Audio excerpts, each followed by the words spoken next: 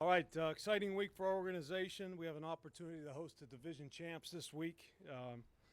As we all know, when we play these games, these rivalry games, we can take the records and throw them out the window.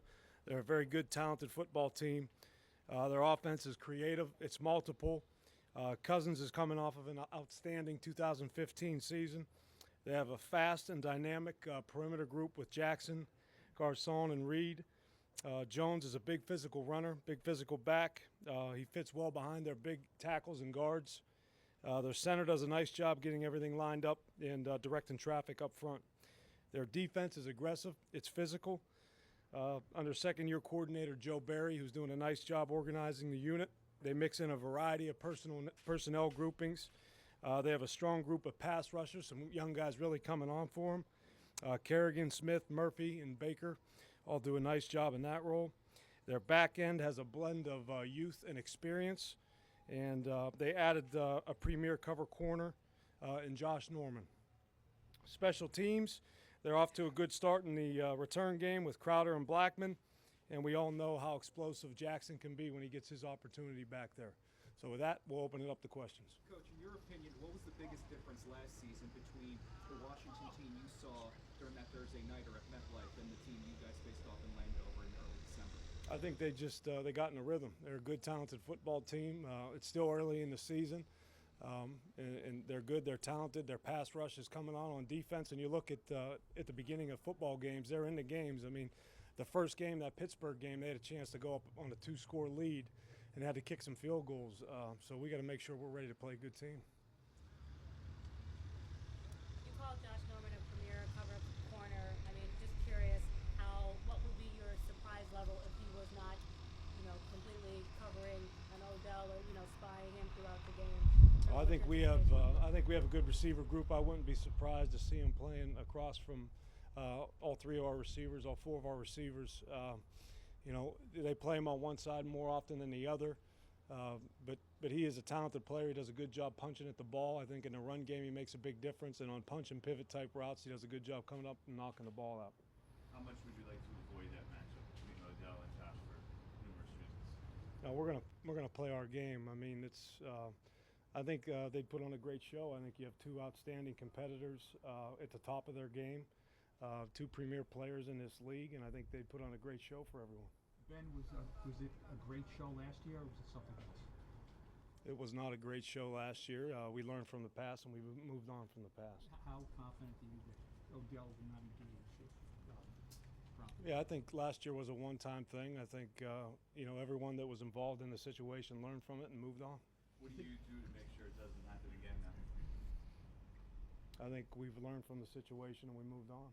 So you don't think it's necessary to bring it up to Odell or all conversations in that regard are private conversations.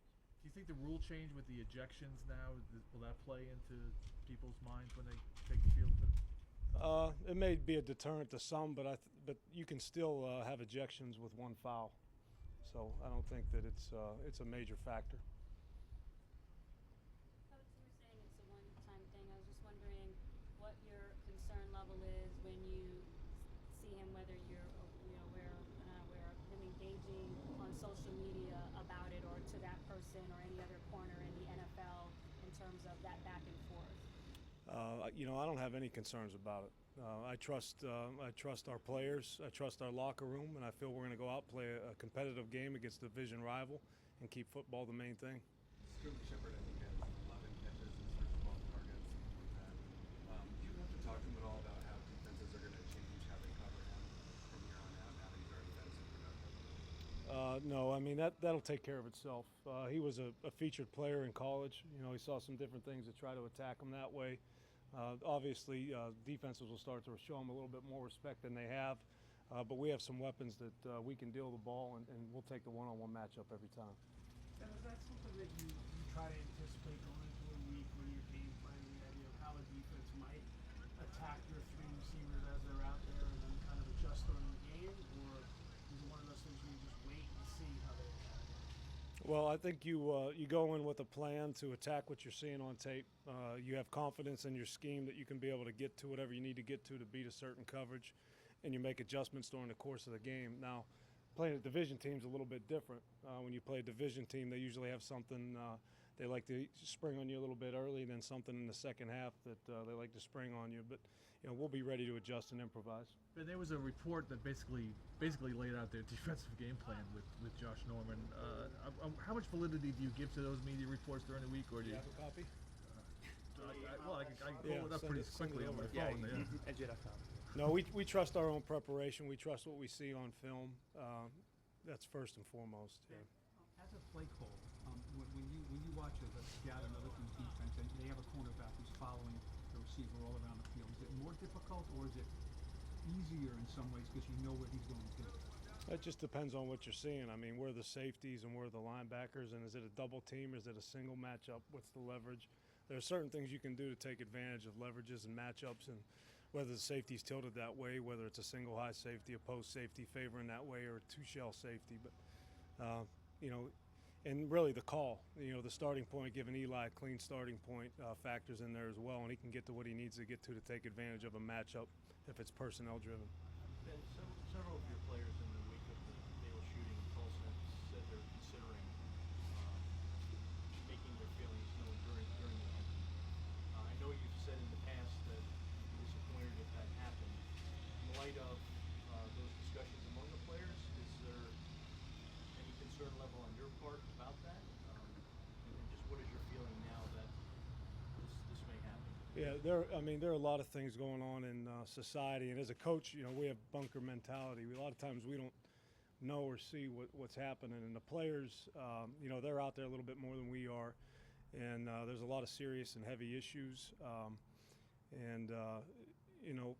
they're at a conflict, I think, a lot of them. And I had a conversation with a few guys, and I'm not going to name, but they're conflicted and they want to make a difference, and the league is a platform to make a difference, and I encourage them to, and I'd like to be involved in it, anything I can do to help. But still, I feel that you can make a difference outside of the anthem, and we can do something together to make a difference, and it doesn't have to involve the national anthem. I still believe that you just pay tribute to the people who sacrifice their lives so we can coach and play in this great game. That's what I believe. Do you get a sense of whether those conversations might change anyone's opinion if they do plan to do something different during the anthem? I'm not trying to change anybody's opinion or anybody's decision. That's their freedom. What I am, I just want to open dialogue. I want to make it a team type, something that we can do as a team together to make a difference. Would you allow them to not stand if that's what they wanted to do? It's nothing to do with me allowing anything. It's their freedom. It's their choice. That's part of the reason why I choose to stand. Is there any concern on your end that it would become a distraction? No, I think we have a great locker room. I think we have a healthy locker room.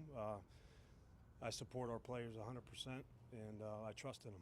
Ben, getting back to the point about the ejection rule, the officials took a lot of heat last year after the Panthers game. Do you have to tell the players that this crew might be a little bit reactionary to try to take control of the game early?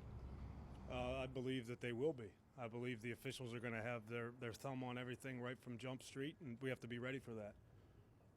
A quick question just to clarify, because you were just saying to Bob that it would be something that you would like to see done as a team. So does that mean if you guys came to, or the team came to a collective decision as to what they could do that would be in unison, that you also as a coach would participate? I'd like to I have an open door policy, and I'd like the players to come up, and if they want to do something, I'd like to get together and talk with the players and get on the same page. But I choose to stand for the anthem. I'd like to do something outside of the anthem. Actions outside of the anthem, away from the facility, and give back and pay back to the communities. Ben, your team has done a lot of confident talking so far this season. I mean, Casillas was talking in camp about how he can be a top 10 defense. Cruz and Jenkins took some shots at Norman last week. Robinson yesterday was talking about how Washington can sour it when they start to lose. Do you like the players talking if they're backing it up, or would you prefer that they don't? No, I think we have confidence as a football team. I'm fine with that. It's not arrogance. We stay humble. I think it's important that we chase the great film every week. That's what's important to us, putting a great product on tape. One more question. Ben, you mentioned Jordan Reed before as part of the perimeter group. You view him as a wide receiver, or? I think he's an elite tight end. I believe he's an elite tight end. So would you look to cover him, not give him a game plan, or whatever you